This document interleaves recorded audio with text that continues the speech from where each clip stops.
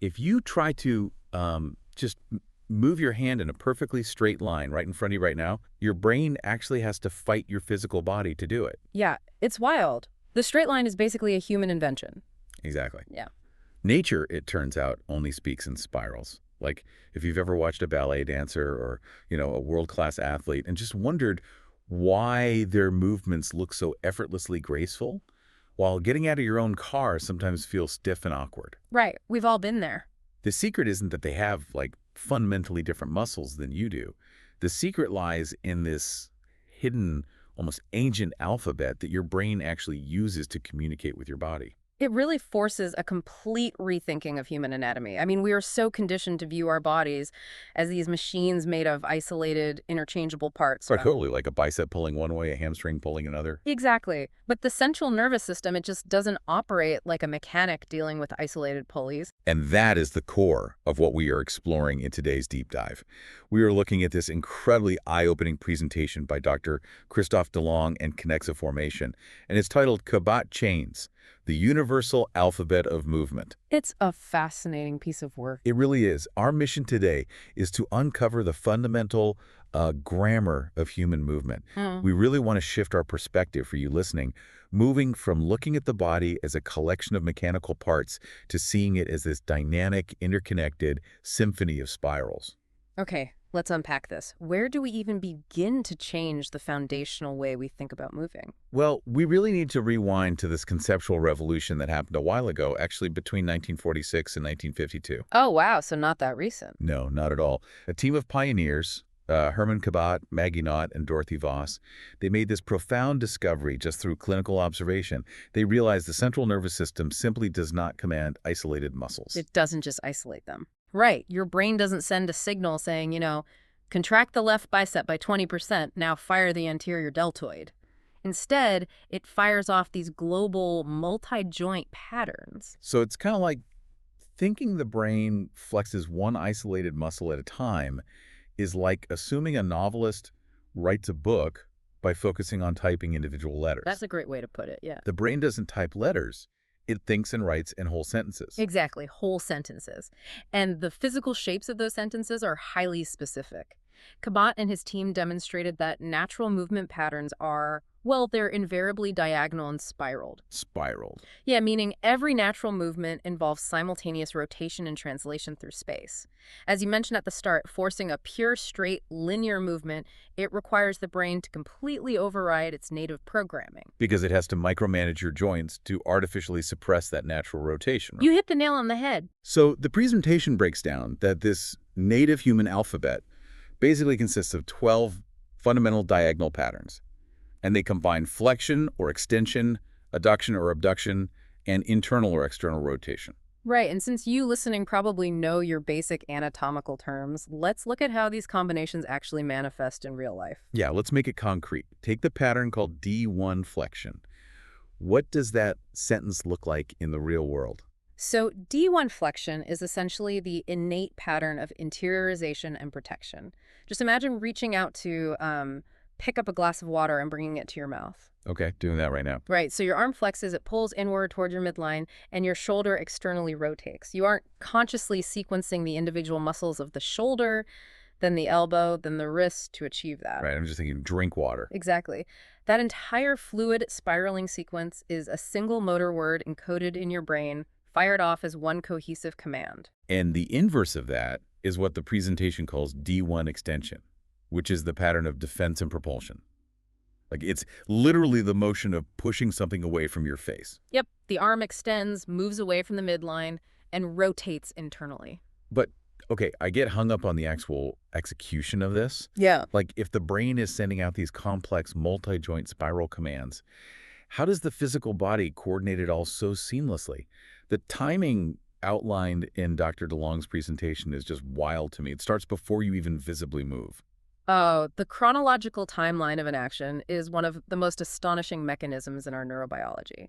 Let's start at negative 100 milliseconds. Negative. Yeah, negative. That is a tenth of a second before any visible movement of your limb even occurs. At this exact moment, your body executes what are called anticipatory postural adjustments. So it's preparing.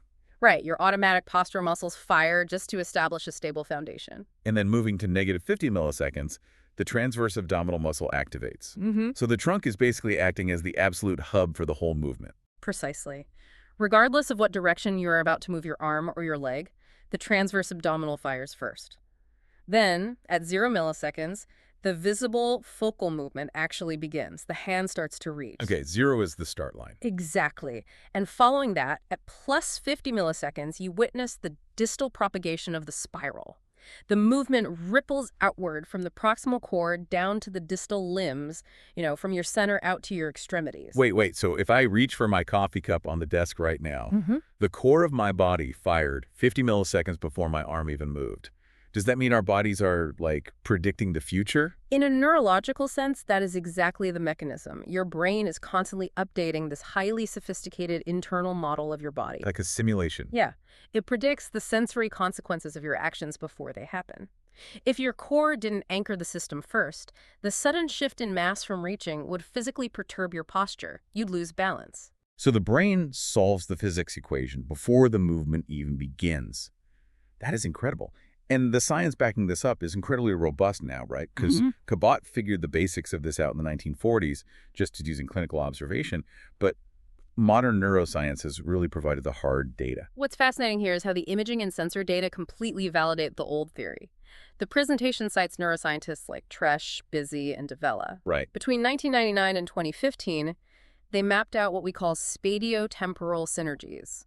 Essentially, they proved the central nervous system controls modules of muscles across space and time rather than individual fibers. So it groups them together. Yes, and they found that just 3 to 4 of these pre-programmed spatiotemporal synergies are literally enough to generate the vast, chaotic complexities of human movement. Just 3 to 4. That's wild. And the research by Georgopoulos in the late 80s adds another layer to this. Because he showed that the motor cortex actually encodes directions in three-dimensional space, not muscle contractions. Right, the brain isn't thinking about muscles at all. It just computes a spatial trajectory, like a diagonal spiral, and sends the signal. But here is the disconnect for me. Muscles, by their very physiological nature, they only contract in straight lines, right? They just pull 2 points closer together. Yes, that's basic biomechanics. So if the muscles only pull straight, what physical hardware is actually twisting us into these spirals? That brings us to Thomas Myers and his revolutionary work on fascia. For decades, anatomy textbooks basically treated fascia as mere passive wrapping paper. Like biological packing peanuts stuffed around our important muscles and organs. Exactly, just filler. But Myers mapped out 12 myofascial meridians that connect the entire body in these continuous tension-transmitting networks. One of the most important is the spiral line. The spiral line. Yeah, which wraps the human body in a literal double helix. It's basically a massive twisted rubber band that perfectly matches those diagonal patterns COURTE discovered. And the source points out that fascia isn't just structural, right? It's a massive sensory motor network. Fascia holds roughly 6 times more mechanoreceptors than the muscles themselves. 6 times more. It's huge. The physical hardware of the fascial network and the software of the brain's motor cortex, they co-evolved. When you move in a natural spiral, you are loading that fascial double helix. Like winding a spring. Yes, which immediately lights up those mechanoreceptors, sending a really rich, coherent signal back to the brain, confirming the spatial trajectory. And when we see this synergy executed perfectly in the real world, I mean, it manifests as what we intuitively call grace or athletic mastery. Let's look at the ballet arabesque. Oh, the arabesque is considered the ultimate archetype of the human spiral.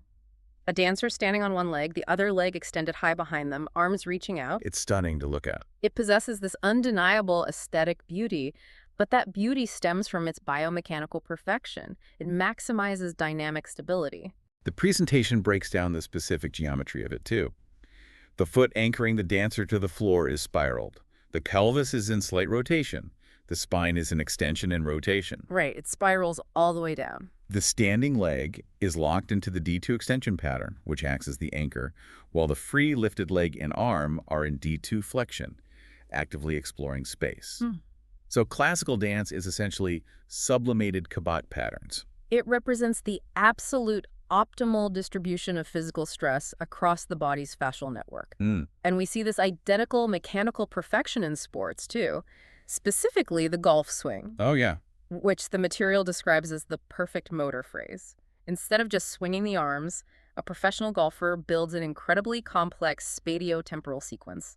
First, they establish a floor anchor via the plantar fascia. Then comes the dissociated rotation, which is where that fascial double helix really comes into play, because the golfer's pelvis and thorax rotate at completely different speeds. The hips open up while the shoulders stay back, essentially twisting that spiral line like winding up a toy to store massive elastic energy. And following that stored energy is the diagonal transmission. The kinetic chain fires from the back leg right up through the trunk, diagonally into the opposite shoulder, down the arm, and finally into the club. It is this proximal to distal explosion of force. But the final phase is just as critical: spiral deceleration. Spiral deceleration. Because if you don't control that massive release of force, you'd literally rip your joints apart. You destroy your own shoulders, yeah. The body has to perform a controlled inversion of the spiral to break safely. So expert golfers aren't swinging harder with their muscles, they just possess a vastly superior spiral organization. That's exactly it. But I have to ask, if we are naturally hardwired for these beautiful spirals, why do so many of us have terrible posture? Like, why do I default to slouching in a rigid straight line if my brain wants to spiral? Because our modern environments actively suppress our native motor grammar. I mean, look at our lives. Chairs, keyboards, staring straight ahead at screens. We're constantly boxed in. Yeah, these things lock us into a frontal linear plane. We sit for hours in a rigid posture, which literally dehydrates and stiffens the fascia along those linear pathways. It makes it physically harder to access our native spirals when we finally stand up. Here's where it gets really interesting, though. Even if our own posture is terrible, our brains instantly recognize when someone else is moving correctly, and that's thanks to mirror neurons. Oh, I love this part. Right. Giacomo Rizzolatti discovered mirror neurons in the 1990s. They activate both when you perform an action and when you simply observe someone else performing it. Right, so your brain runs a silent internal simulation of whatever movement you are watching. When you watch someone move with a natural fluid spiral, like that ballet dancer or a professional golfer, your mirror neurons light up smoothly. It resonates. The movement resonates perfectly with your brain's native language. And conversely, if you watch someone move in a very segmented, linear, rigid way, it clashes with your brain's programming. It generates actual neurological dissonance in your mirror neuron system, which you consciously perceive as the movement looking clumsy or awkward. It's like hearing a wrong note in a song. Exactly. Beauty in human movement is literally a neurological recognition of mechanical truth. And grandmasters across various disciplines have intuitively known this for centuries.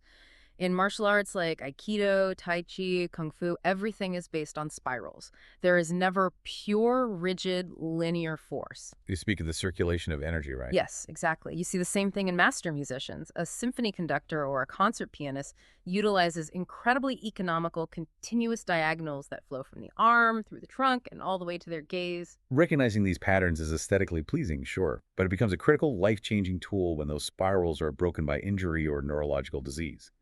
The clinical applications of Kabat's work are profound.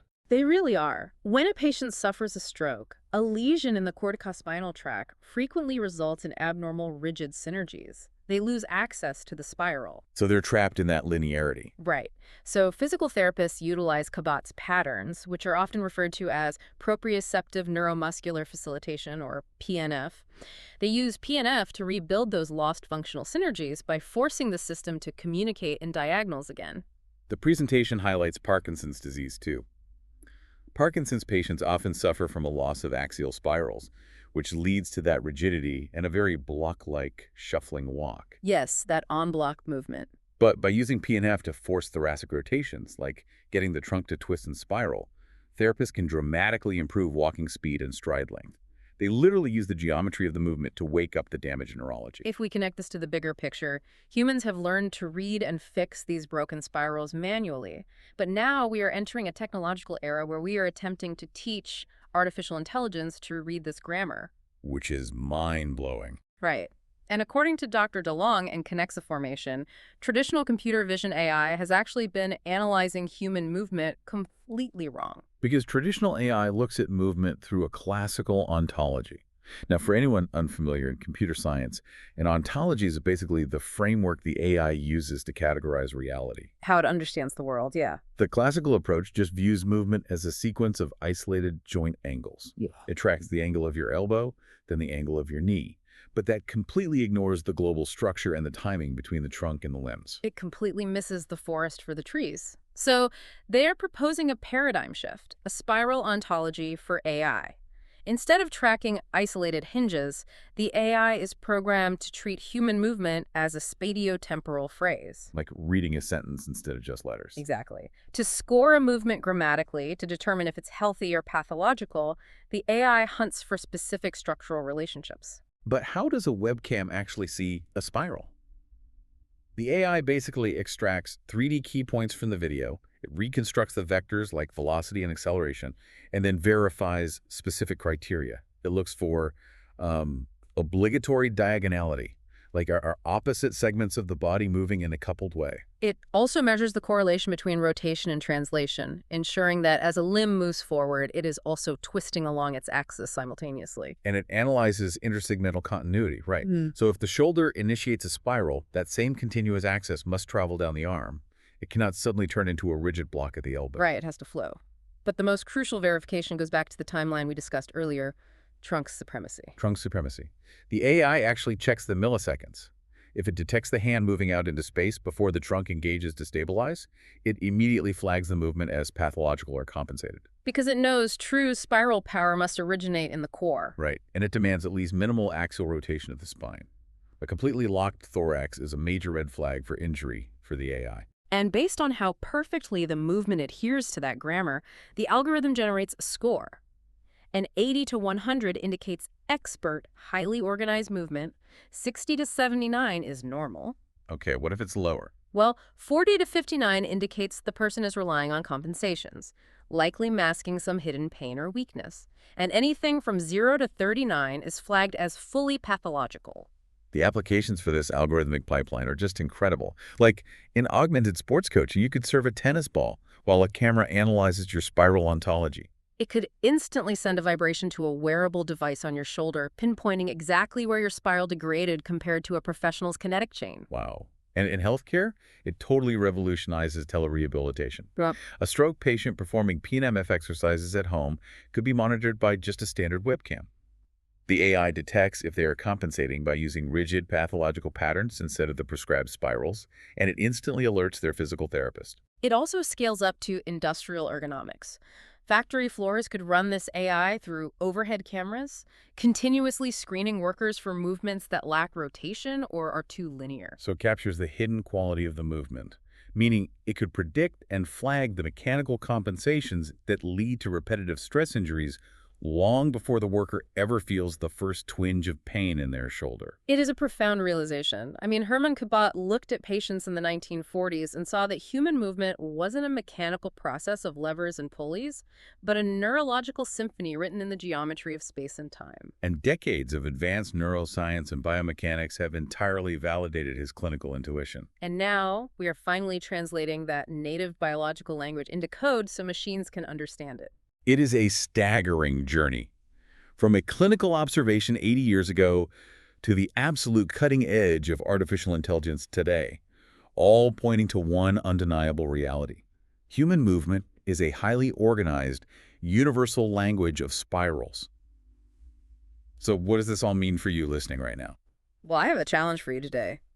Just pay attention to your own body. Oh, that's a good idea. When you walk down the hall, when you get out of your chair, or when you reach for a door handle, notice the subtle diagonal rotations crossing your body. Notice how your opposite arm and leg naturally swing together. Feel the spirals. Yeah. Then try to consciously move in a rigid, perfectly straight line without rotating your trunk at all. Yeah. Feel how heavy, stiff, and just unnatural it is. You are a creature of spirals. And if human movement possesses this native, hardwired grammar of spirals, a grammar that our machines are just now learning to read, it raises a fascinating question for the future. What's that? What happens when we finally start designing our physical world to match? Like, what happens when our computer mice, our car seats, our tools, and our architecture are no longer built to force us into a rigid, linear posture? Right. What if they're specifically sculpted to harmonize with the ancient spiraling language of our brains? Exactly. Will we finally move through our daily lives with the effortless grace of that dancer we so admire?